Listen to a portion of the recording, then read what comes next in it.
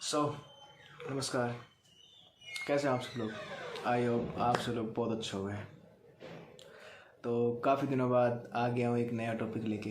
जैसे कि आपने थंबनेल देख चुका होगा, ये चीज़ें सभी को पता है कि 8 लोगों के साथ क्या हुआ जो एक्स नेवी ऑफिसर्स थे।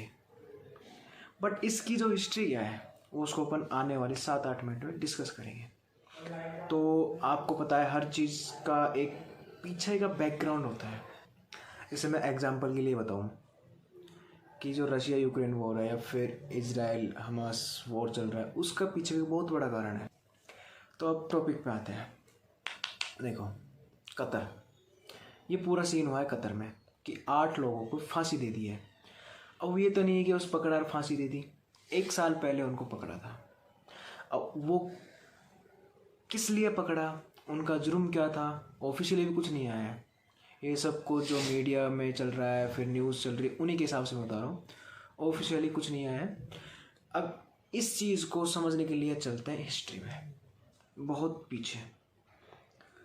देखो, पहले कतर बताओ ना, कतर 11,500 स्क्वायर मीटर उसका एरिया है, अप्रोक्स इतना है। और उसकी जनसंख्या 2020 के हिसाब से 27,95,000 समथिंग है। अब आप सोच सकते हो इतना छोटे देश खुद के लिए मिलिट्री रखना है, फिर वो चीज़ रखना थोड़ी इम्पॉसिबल टाइप है, क्योंकि फिर जनसंख्या कम है। अगर आपको अपने नेशन की प्रोटेक्ट करना है, उसके एक अच्छे से प्रोटेक्ट करना है, तो उसके लिए आपको मिलिट्री की ज़रूरत होगी। और मिलिट्री के लिए बंदे ज़्यादा चाहिए होते हैं। अब छोटा सा देश, तो पहले क्या, इसको सऊदी अरेबिया पहले इसको अपने छोटे भाई की तरह ट्रीट करता था। फिर उसके बाद देन ब्रिटिश ने इसको अक्वायर कर लिया, लाइक उस पर शासन करने लगा जैसे अपने पे शासन करते हैं। फिर उसके बाद धीरे धीरे धीरे धीरे 1971 के बाद इसने अपना वर्चस्व लाने लगा। लाइक कतर बोलता है कि हम अपने हिसाब से रहेंगे, हमारे कानून हो गए, ये होगा वगैरह, सब कुछ अपना करना स्टार्ट किया इन्होंने। अब किया, अब बात आती है, अगर आप स्वतंत्र हो तो आपको अपनी सुरक्षा खुद को ही करनी पड़ेगी। फर्स्ट, अगर आप खुद कैपेबल नहीं हो तो किसी दूसरे बंदे को आप कॉन्ट्रैक्ट दे दो। तो उस टाइम अमेरिका ने इसका साथ दिया, अमेरिका ने इसके कॉन्ट्रैक्ट ले लिया और इसकी सुरक्षा करने लगा। बट फिर कुछ टाइम बीतता गया, फिर एक टाइम ऐसा आया जब इसके ऊपर एलिगेशंस लगने लगे।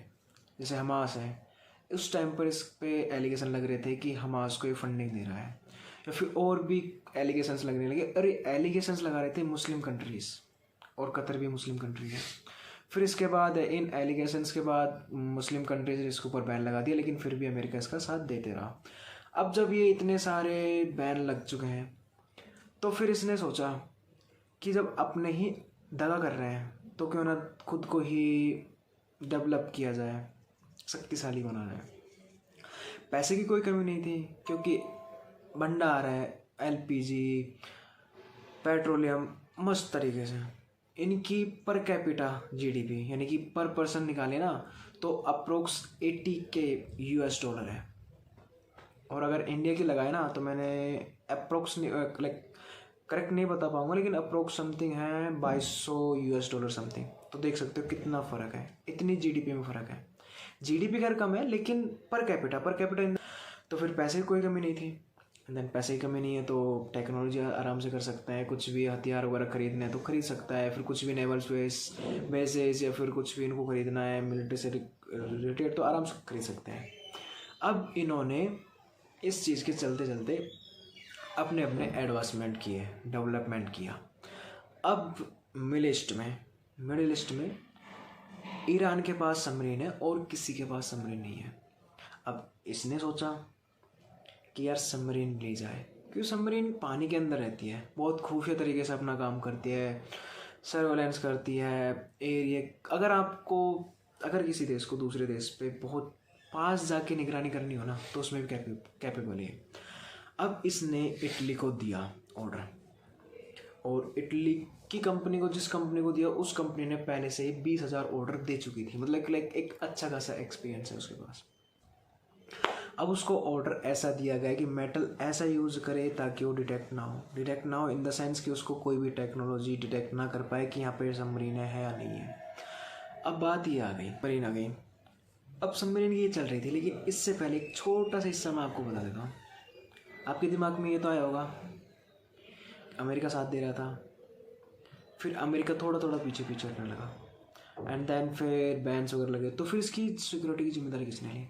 तो उस टाइम एक कंपनी आई थी अल दहरा ग्लोबल टेक्नोलॉजी नाम से,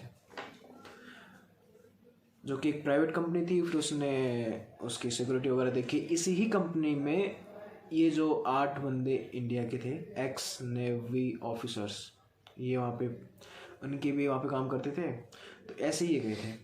अपन थे सबमरीन पे। अब इनके ऊपर एलिगेशंस ये लगे हैं कि इन्होंने इस बात को लीक किया है। अभी तक कोई ऑफिशियल जो चार्जशीट है वो इंडिया के पास नहीं आई है। अगर आ गई होगी तो कोई खुफिया तरीके से, ये मीडिया में कुछ नहीं है इसका रिलेटेड। जितने भी ये हो रहे हैं सब कुछ दावा लगाया जा रहा है, चलिए ये तो आपको लग गया पता। अब देखते हैं। बात यह है कि काफ़ी जो मीडिया चैनल्स हैं, फिर काफ़ी बंदे सोच रहे होंगे कि इंडिया इतनी अच्छी डिप्लोमेटिक खेलता है, इतना अच्छा रिलेशन रख रहा है सभी के साथ, तो ये हो कैसे गया? देखो यार, हो कैसे गया? इसका रीज़न तो ये है कि सभी चीज़ें एक प्रोसेस के थ्रू जाती हैं, एक लीगल वे होता है। इलीगल वे में पाकिस्तान तो बनना नहीं है कि अटैक करा दिया, ये करा दिया, वो करा दिया। वो पाकिस्तान अलग है, इंडिया अलग है। तो एक लीगल वे में होता है, और इसी के चक्कर में भी एस जयशंकर सर लगे हुए हैं। 15 दिन का टाइम रहता है उनके पास। मैं एग्जैक्ट डेट बताता हूँ जिस दिन उनको फांसी की ऑर्डर दिया गया था, वो है 26 अक्टूबर, और आज तकरीबन 6-7 दिन हो चुके हैं। तो उनका 15 दिन का टाइम रहता है कि अपील कर सकते हैं। जैसे अपने यहाँ पे डिस्ट्रिक्ट कोर्ट से हाई कोर्ट से सुप्रीम कोर्ट ऐसे जाते हैं, वहाँ से वहाँ पे एक कोर्ट की लेयर होती है, तो 15 दिन में ही अप्लाई कर सकते हैं। अब 6 से 7 दिन हो गए। अब बचता है कि इन बचे हुए दिनों में क्या प्रोसेस चल रही है। अब काफ़ी बंदे सोच रहे हैं 6-7 दिन हो गया, बच्चे के जो दिनों में क्या ही कर लेंगे, क्या नहीं करें। यार अभी है ना, थोड़ा वहाँ का कानून को समझा जा रहा है, उसको देखा जा रहा है। एक तो पहली बात, चार्जशीट नहीं है आपके पास। जब तक आपके पास चार्जशीट नहीं आती, चार्जशीट एक ऐसी होती है जिसमें उसमें लिखा होता है कि इस बंदे पे ये आरोप लगे हैं, और इस आरोप की सज़ा ये दी है, टोटल मिला के सज़ा ये दे रहे हैं, किस सेक्शन, किस आईपीसी, किस सीआरपीसी की धारा के तहत वो चार्जशीट होती है। लेकिन चार्जशीट नहीं है तो आपको पता कैसे लगेगा कि इसके ऊपर कौन कौन से धारा, कौन कौन से सेक्शन और किस चीज़ की उल्लंघन से लगा है। तो उस चीज़ को समझा जा रहा है, फिर उसके एनालिसिस किया जा रहा है, वहाँ के कानून को, व्यवस्था को समझा जा रहा है, और भी जो भी लीगल प्रोसेस है वो समझा जा रहा है। ये तो चल रहा है। अब काफ़ी आस लगी, ये लगाए जा रहे हैं कि जो वहाँ के राजा कह सकते हैं, किंग है, उनका प्रधानमंत्री यानी कि इंडिया के साथ काफ़ी अच्छा रिलेशन है, पर्सनली काफ़ी अच्छा रिलेशन है। तो अगर यहाँ से फेल होते हैं तो ये भी कहा जा रहा है कि पर्सनली भी बातें हो सकती हैं। अब देखते हैं कि आगे क्या होगा, लेकिन यही है, हम तो चाहेंगे कि ये चीज़ें बहुत जल्द से जल्द सॉल्व हो और फांसी की सज़ा ना मिले उन्हें और वापस इंडिया आ जाए। हम तो यही दुआ करते हैं। तो गाइस, ये था पूरा कि वो 8 लोगों के साथ क्या हुआ। सबसे मैं इम्पोर्टेंट था क्यों हुआ, क्योंकि क्या हुआ तो सभी चला रहे हैं, मीडिया चला रही है, यूट्यूब से आपको मिल रहा होगा, शॉर्ट्स भी मिल रहे होंगे, रील्स से भी मिल रही होंगी, लेकिन इसका जो बैकग्राउंड है वो बहुत कम मिल रहा होगा। कुछ यूट्यूब वालों ने डाला है, वैसे मैंने भी कहीं से देखा, फिर रिसर्च की और देखा, काफ़ी चीज़ें देखी। तो गाइस, ये थी आज की हमारी वीडियो। बताना कैसा लगा, और काफ़ी दिनों में आया उसके लिए आई एम रियली सॉरी। और आगे आते रहेंगे, हम अच्छी वीडियो लेके आते रहेंगे। बस आप सपोर्ट करिए। जैसा मेरा लास्ट वीडियो पे थोड़ा अच्छा रेस्पॉन्स आया था, मैं उम्मीद करता हूँ कि इस वीडियो पे मेरा ऐसा ही रेस्पॉन्स आएगा। तो शुक्रिया, आपका दिन शुभ हो। धन्यवाद।